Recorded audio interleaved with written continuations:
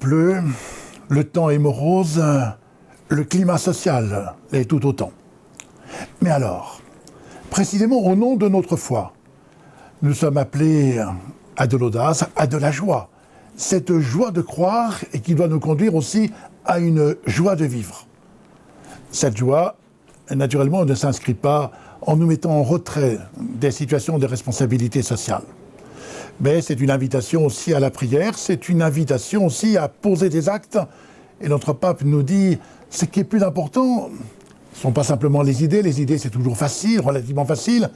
Ce qui est important, c'est les actes concrets que l'on pose, une cohérence entre la parole et précisément ce que nous vivons de cette parole.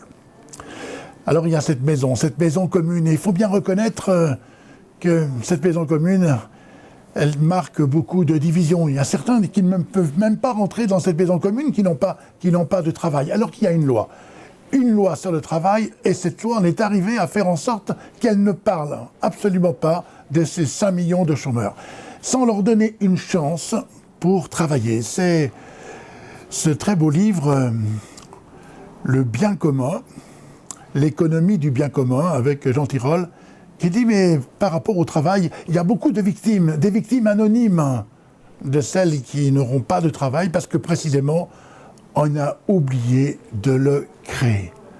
Eh bien, lorsque nous sommes sur nos stations-service à essayer de faire le plein d'essence, nous pourrions peut-être nous laisser interroger en nous disant « Mais quand même, il y a un plein d'indifférence, j'ose même dire, un plein qui est celui de l'indécence à l'égard de ceux qui souffrent. » Oui, cette maison commune nous invite à être solidaires.